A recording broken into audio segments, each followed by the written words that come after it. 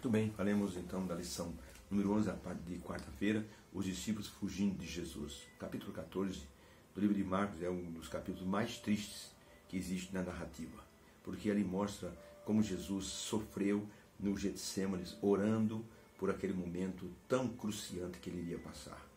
Ele depois, chegou o momento que ele disse, vamos levantar porque o traidor se aproxima. Porque o traidor era alguém que era do grupo. Jesus estava com 11 discípulos. Um deles, ninguém sabia onde estava. Estava Judas. Judas apareceu com uma multidão, com os guardas do templo. E Judas havia dado um sinal. Aquele que eu beijar é esse que vocês devem então prender. Jesus Cristo havia feito para os discípulos uma predição. Ele disse, olha, eu vou prever uma coisa para vocês. Vocês todos vão me abandonar. Não, Senhor, não, nunca te abandonaremos. Jesus disse, Zacarias 13, está escrito, ferirei o pastor e as ovelhas ficarão dispersas.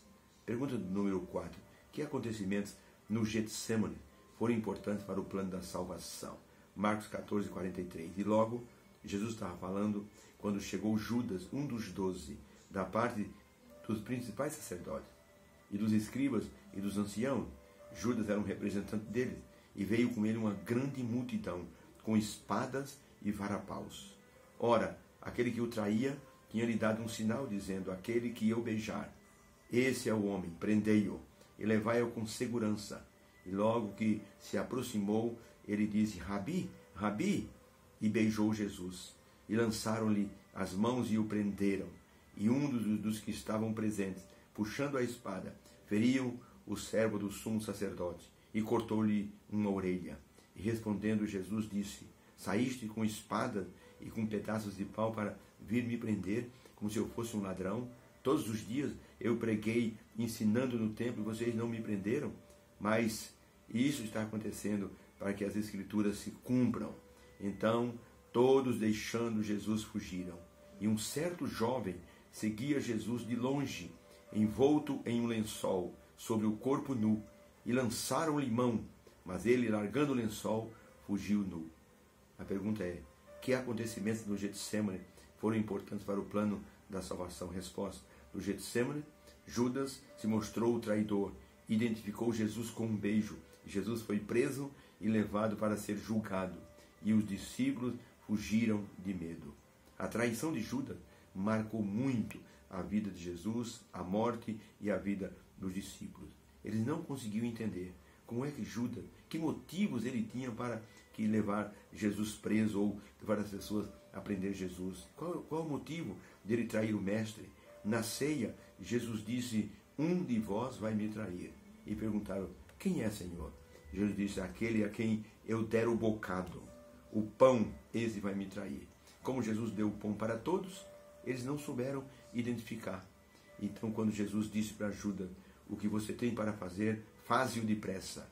Eles então pensaram que Jesus havia pedido que Judas fosse fazer algum tipo de encomenda, fosse fazer algum trabalho que Jesus havia pedido.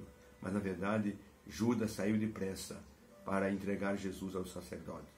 Um pastor fez uma santa ceia com a igreja lotada. Ele fez uma cruz de madeira no meio da igreja, colocou cadeiras em volta da cruz, colocou uma cobertura de linho branco em cada cadeira. Ficou muito bonito. Aquela cruz linda, maravilhosa, branca, bem iluminada, as cadeiras em volta.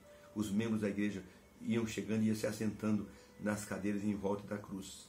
Ali tinha um pratinho com um pedaço do pão sem fermento e um cálice com suco de uva. Só que uma cadeira ficou vazia. As pessoas chegavam na cadeira, o pastor colocou um papel dizendo, porventura sou eu, Senhor? A pergunta que Judas fez para Jesus. Quando Jesus disse, um de vós vai me trair. E Judas perguntou para Jesus, porventura sou eu, Senhor? E Jesus disse, tu o dizes.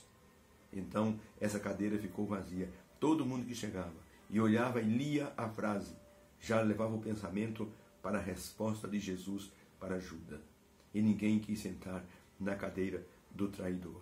Se Jesus dissesse essa expressão, um de vós na igreja vai me trair, para quem ele estaria dizendo?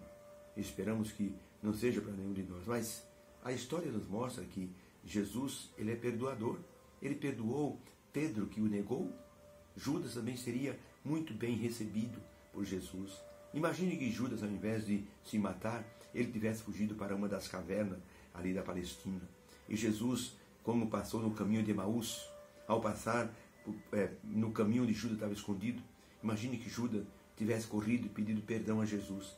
Jesus teria levantado Judas, teria olhado nos olhos dele e teria perdoado Judas. Esse seria o capítulo mais lindo da Bíblia. E Judas se tornaria um dos discípulos entre os 12. Ellen White fala, inclusive, que se Judas tivesse morrido uma semana antes de Jesus ter ido a Jerusalém, ele teria o lugar garantido no céu, junto com os outros 11 discípulos. Mas, lamentavelmente, ele mostrou o seu caráter, que foi, assim, perpetuado para toda a história da humanidade. Por isso, temos que tomar cuidado quando nós seguimos a Jesus. Nós fizemos um trato com Jesus ao entrarmos no tanque batismal. Nós falamos, Jesus, eu seguir-te-ei por toda a minha vida. Mas às vezes nós traímos Jesus. Mas Jesus nos perdoa, porque Ele nos concede a facilidade de pedirmos o perdão. E assim nós retornamos de novo à comunicação ideal com o Senhor Jesus Cristo. A traição é uma atitude deplorável. Marcou Judas para sempre. O nome de Judas nunca mais foi usado em nenhuma pessoa. Ninguém nunca mais colocou o nome de Judas em um filho seu. Os discípulos deixaram tudo e fugiram. Interessante.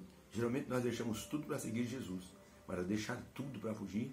Inclusive Marcos relata um detalhe interessante. Um jovem nu, envolto em um lençol, ele seguia Jesus. E tentaram prender esse jovem e ele fugiu.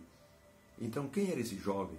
Os grandes teólogos, examinando as histórias, dizem que esse jovem nu era o escritor Marcos, porque ele fala com uma propriedade tão grande, não como se fosse uma testemunha, mas como se ele tivesse vivido aquele papel. Então, mostrando que a graça de Deus é maravilhosa. Se foi Marcos mesmo, ele fugiu de Jesus, depois retornou, Jesus o perdoou e ele se tornou um evangelista e escreveu o livro de Marcos. Ele quase que escreve uma confissão, porque Lucas não fala disso, João não fala disso, Mateus não fala desse jovem nu, só Marcos tem esse relato, como se fosse ele mesmo relatando a sua falha. E depois então o seu retorno aos braços do Senhor Jesus Cristo. Isso nos dá uma lição profunda. Jesus sempre está pronto a nos receber. Ele disse, aquele que vem a mim, de maneira nenhuma eu o lançarei fora. Deus nos abençoe. E louvamos a Deus porque nos aceita, nos perdoa e nos ajuda a voltar ao caminho do discipulado. Deus nos abençoe. Que haja uma bênção em cada coração. Fica com Deus.